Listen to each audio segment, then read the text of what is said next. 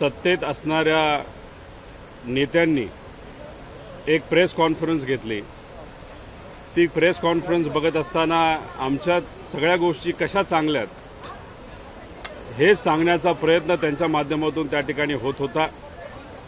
पण कालच एका ओबीसी नेत्या व देशाच्या मंत्री त्यांची मुलगी जेव्हा त्यांच्याच भागामध्ये बाहेर गेली होती, त्या मुलीवरच काही मुलांनी त्या मुलीला त्रास देण्याचा प्रयत्न केला आणि अशी परिस्थिती या महाराष्ट्रामध्ये असताना कालची जर पत्रकार परिषद बघितली तर त्याच्यामध्ये गमती जमती जास्त होत्या। त्याच्याचबरोबर या महाराष्ट्रामध्ये आपण जर बघितलं तर इथं नेत्याचा मुलगा बँकॉकला, आता बँकॉकला कशाला जात होता हे माहीत नाही, पण जात असताना अख्खं विमान, प्रायव्हेट विमान हे परत बोलवण्याची ताकद एका माजी मंत्र्यामध्ये त्या ठिकाणी होती। त्यासाठी केंद्रापासून राज्यातले सर्व नेते प्रयत्न करत होते, पण बीडमध्ये देशमुख परिवार, परभणी सूर्यवंशी परिवार व सामान्य लोक जे न्यायासाठी गेले 2-3 महिने प्रयत्न करत आहेत, दुर्दैवाने त्यांना या महाराष्ट्रामध्ये आत्तापर्यंत न्याय कुठेही मिळालेला नाही।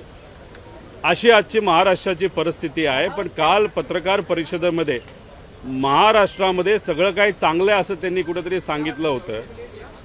नैतिकता नसणारं हे अनैतिक सरकार त्या ठिकाणी आहे। काल आपण जर बघितलं तर देवेंद्र फडणवीस साहेब बोलत असताना HSR या नंबर प्लेटबद्दल ते बोलत होते। दुर्दैव असं मुख्यमंत्र्यांना सुद्धा खोटी मातवी नाही तर खोटी माहिती अधिकाऱ्यांकडून त्या ठिकाणी दिली जाते।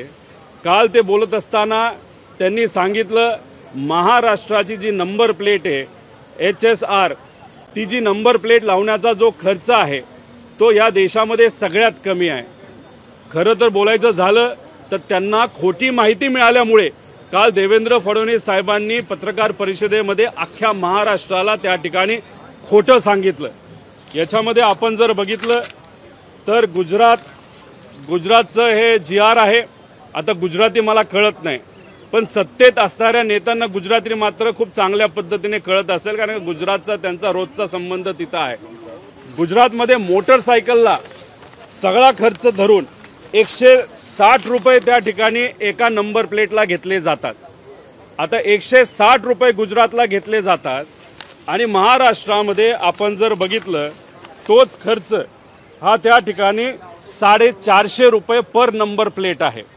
त्यांनी सांगितलं GST वगैरे धरून 450, GST 80 रुपये वेगळा, म्हणजे महाराष्ट्रामध्ये 531 रुपये एका मोटरसायकलच्या नंबर प्लेटला घेतल्या जाईल। हे फक्त मोटरसायकल आहे, गाड्या वगैरे तो वेगळा। ही जी कंपनी आहे FTA ही गुजरातची कंपनी आहे, म्हणजे महाराष्ट्रामध्ये सुद्धा गुजरातचीच कंपनी आपल्याला 550 रुपयाला नंबर प्लेट देते आणि FTA कंपनी गुजरातमध्ये 160 रुपयाला देते। त्याचा अर्थ सामान्य लोकांच्या खिशातून ही गुजरातची कंपनी सरकारच्या मदतीने 2000 कोटी रुपये अतिरिक्त त्यांच्या खिशामध्ये त्या ठिकाणी घालणार आहे। कंपनीच्या खिशात चाललेत का मंत्र्याच्या खिशात, हे कुठेतरी त्या ठिकाणी सांगण्याची जरूरत आहे। काल पत्रकार परिषद बघितली तर ते म्हणाले की आमच्यात कुठेही काही चुकीचं नाही, आम्ही कुरघड्या करत नाही। खरं तर फेविकॉलचा जोड आहे या सरकारमध्ये असं कुठेतरी त्या ठिकाणी त्यांनी सांगितलं आणि त्याच्यात देवेंद्र फडणवीस साहेबांनी सांगितलं मी कुठेही स्थगिती दिली नाही, मी कुठेही कुठल्या विभागामध्ये त्या ठिकाणी हस्तक्षेप घेतला नाही। मग मला देवेंद्र फडणवीस साहेबांना विचारायचं आहे की मग ST बस भाडे तत्वावर देण्याचे 2000 कोटीचा भ्रष्टाचार ज्याच्यामध्ये झाला, जो मुद्दा आम्ही काढला होता, त्याच्यावर तुम्ही स्थगिती का आणली, हे कुठेतरी त्या ठिकाणी तुम्ही सांगितलं पाहिजे लोकांना। ठाण्याची खाडी सुशोभीकरणासाठी ज्याचा बेसिक खर्च 1300 कोटी होता, पण काम दिलं होतं 2600 कोटी, हे का तुम्ही त्या ठिकाणी स्थगित केलं, हे लोकांना त्या ठिकाणी तुम्ही सांगितलं पाहिजे। शेतमाल खरेदी गैरव्यवहार जो झाला, आत्ताचे मंत्री जे भाजपचे नेते, आधीचे मंत्री हे शिंदे साहेबांचे नेते त्या ठिकाणी होते, आत्ताचे नेते GR मध्ये लिहित आहेत, याच्या आधी गैरव्यवहार झाल्यामुळे आम्ही GR त्या ठिकाणी बदलत आहोत, हे कुठेतरी सांगण्याची आज तिकडे जरूरत आहे। मुंबई महानगरपालिकेमध्ये 1400 कोटीचे टेंडर हे परत एकदा त्या ठिकाणी लक्ष घालून त्याच्यामध्ये चौकशी ही या सरकारने लावलेली आहे। त्याच्याचबरोबर इतरही आपण OSD नेमणूकच्या बाबतीत बोलायचं झालं तर 125 पैकी 109 OSD नियुक्त केले आणि बाकीचे 16 OSD जे होते ते कुठेतरी सेटर होते, सेटिंग करायचे असं त्यांनी सांगितलं।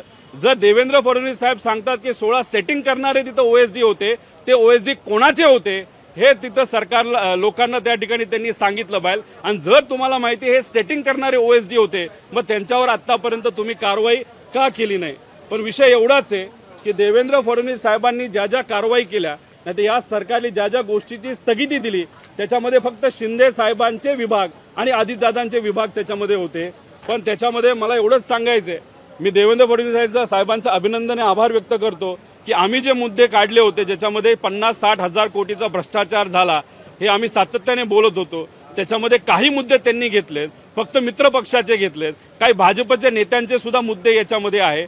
मी सर्व पत्रकारांसाठी ही कॉपी या ठिकाणी ठेवतो, इतरही कॉपी याच्यामध्ये सगळे मुद्दे आहेत ते कुठेतरी तिथं सांगण्याची आज जरूरत आहे असं मला वाटतं। त्याच्याचबरोबर बजेटच्या बाबतीत ते बोलणार आहेत, म्हणजे आश्चर्य असं की नवीन बजेट आता मांडण्याची सुरुवात तिथं होत आहे, पण गेलं जे बजेट होतं त्याच्यामध्ये फक्त 40% निधी हा आतापर्यंत खर्च झाला, 60-65% निधी आतापर्यंत खर्च झालेला नाही। म्हणजे असं झालंय की खिशात आहे आणा आणि आम्हाला बाजीराव म्हणा अशी या सरकारची त्या ठिकाणी परिस्थिती आहे।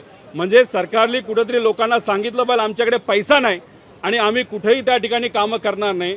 16,000 कोटी रुपये हे PWD चे जे सर्व कॉन्ट्रॅक्टर होते त्यांचा प्रलंबित होता, आता हाच आकडा